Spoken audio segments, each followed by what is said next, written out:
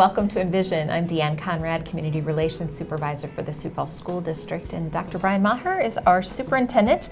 We are talking about the legislative session.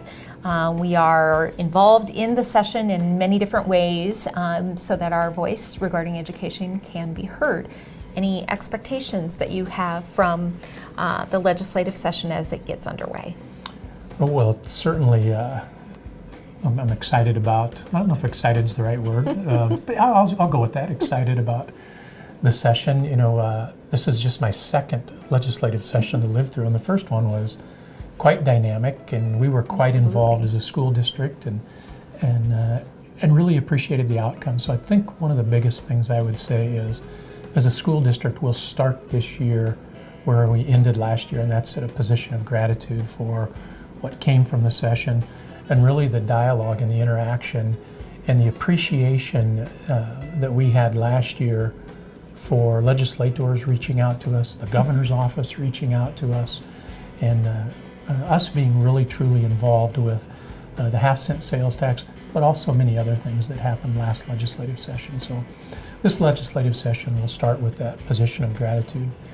Now, from a more practical sense, I think one of the things that we'll be ever on the alert for this year is to make sure that what happened last year doesn't get undone this year. The state took such a colossal step forward last year.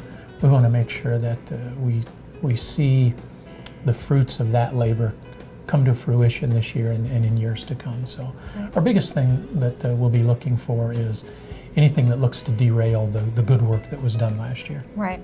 And the collaboration between legislators and education officials, what does that look like? Because I know many times legislators are calling and asking questions of you, or you have the ear of legislators.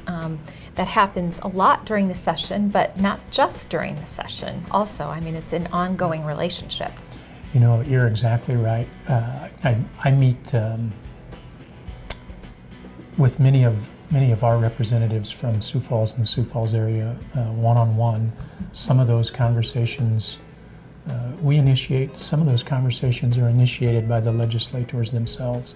So we really appreciate that dialogue and that opportunity, in many cases, just to be heard. Not necessarily that they'll follow what we say, but just to be heard and to make sure that they have an informed opinion. So I'm appreciative of that. I'm also appreciative when you get to know the legislators one-on-one, almost to a person. You realize that they're good people, they're good individuals, and they have a lot of things to weigh before you get to vote one way or the other in peer. So it's good to develop those personal relationships, and I think for the most part, and honestly, I can't think of a situation where we don't have a good relationship with individual legislators, and so I really appreciate having the ability to dialogue, whether that's through email or phone conversation or live and in person.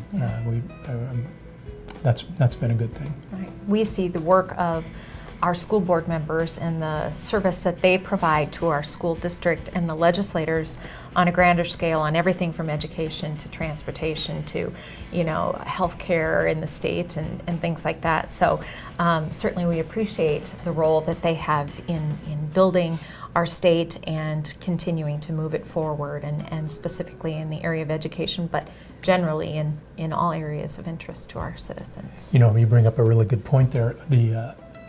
One of the things that we're also reminded of is we're part of an ecosystem here in the City of Sioux Falls. Not only do we have the ear of our legislators, but we also are influential in and influenced upon by the Chamber of Commerce and other entities. So we're not an island. We're not just a K-12 school district concerned with only ourselves.